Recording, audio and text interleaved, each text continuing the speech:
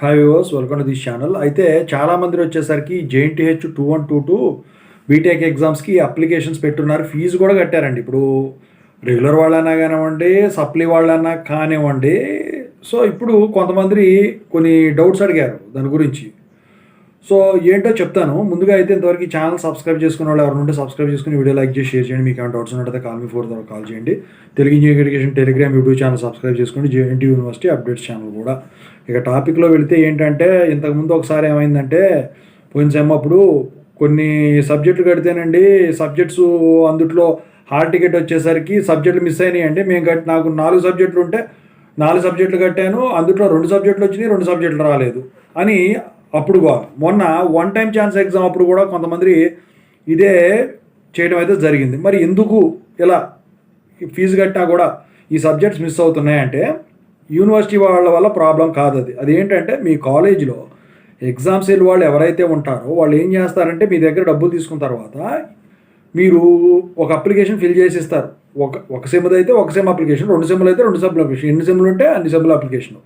అందుట్లో మీరు టిక్లు కొట్టిస్తారు. అయితే ఆ తర్వాత వీళ్ళు ఏం చేస్తారంటే, ఆ జేఎన్టీహెచ్ వెబ్సైట్ సర్వర్ అంటే వాళ్ళ లాగిన్ ద్వారా వెళ్ళి ఏమేమి సబ్జెక్టులు వీళ్ళు కట్టారో అవన్నీ కూడా టిక్ చేస్తారనమాట. అయితే ఈ టిక్ చేసే ప్రక్రియలో ఏమైందంటే, ఒక్కోసారి వీళ్ళు అంతమంది లాట్ ఒకేసారి వచ్చేవాడికి, అంటే ఇప్పుడు ఇచ్చేవాళ్ళు తీసుకునేవాళ్ళు ఎక్కువ ఉన్నారనుకోండి, ఇక్కడ చేసేవాళ్ళు మాత్రం పని తక్కువ ఉన్నారనుకోండి. అట్లాంటప్పుడు వాడు కన్ఫ్యూజన్లో ఏం చేస్తాడు, వీడు ఏం చేస్తాడు, ఒక 2 సబ్జెక్టులు టిక్ కొట్టి ఉంచుతాడు, మిగతా 2 సబ్జెక్టులు కొట్టడానికి రెడీగా ఉంటుంది. ఇందులోపు ఏదో పని వస్తుంది, మధ్యలో పిలుస్తారు.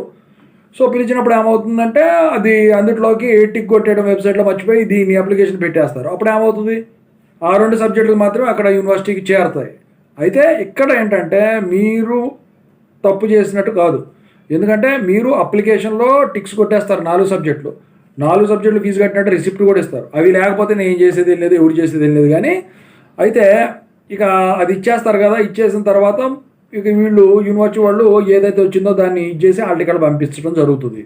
మరి ఆ తర్వాత దీనికి సొల్యూషన్ లేదా అంటే, సొల్యూషన్ ఉంటుందండి. ఏంటంటే, మీ దగ్గర ఏదైతే రిసిప్ట్ ఉందో అది తీసుకొని మీ కాలేజీకి కనుక వెళ్తే, అలా కనుక మీకు హాల్ టికెట్లో వస్తే ఈసారి మీ కాలేజ్ వాళ్ళు చూస్తారు. చూసిన తర్వాత అప్లికేషన్ చెకప్ చేస్తారు. చేసిన తర్వాత వెబ్సైట్లోకి వెళ్ళి ఏదైతే అప్లై చేశారో అది చేసిన తర్వాత, మీ తప్పు లేదు కాబట్టి, మీ తప్పు లేకపోతే యూనివర్సిటీకి మళ్ళీ మెయిల్ పెట్టి, వాళ్ళ తప్పిదం కాబట్టి, ఒకవేళ యూనివర్సిటీ వాడు ఒప్పుకోలేదండి, ఒప్పుకుంటారు.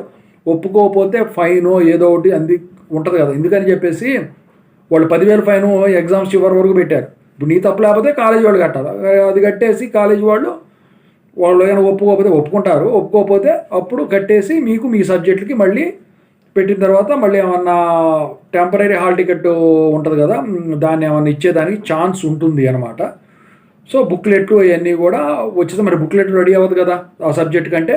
బుక్లెట్ ఆ ఎగ్జామ్ టైం లేట్గా అనుకుంటే ప్రాబ్లం ఉండదు, ఆ టైంకి బుక్లెట్ వచ్చేస్తుంది ప్రింట్. ఫస్ట్ రోజే అనుకోండి, ఆ రోజు హాల్ టికెట్ తీసుకున్నారు అనుకోండి మీరు, అప్పుడు ఎంటీ బుక్లెట్ ఉంటుంది కదా అది ఇస్తారు. ఎంటీ బుక్లెట్లు కూడా పెడతారండి డీటెయిల్స్. ఈ డీటెయిల్స్ మీతో ఫిల్ చేయించేసి యూనివర్సిటీకి పంపించడం అయితే జరుగుతుంది అనమాట. ఇది జరుగుతున్నాయండి. అందుకని చెప్పేసి మీలో ఎవరికైనా జరిగినట్టయితే హాల్ టికెట్స్ వచ్చిన తర్వాత మీకు డౌట్స్ ఉంటే కాల్ మీ 4 ద్వారా కాల్ చేయండి. Thank you so much.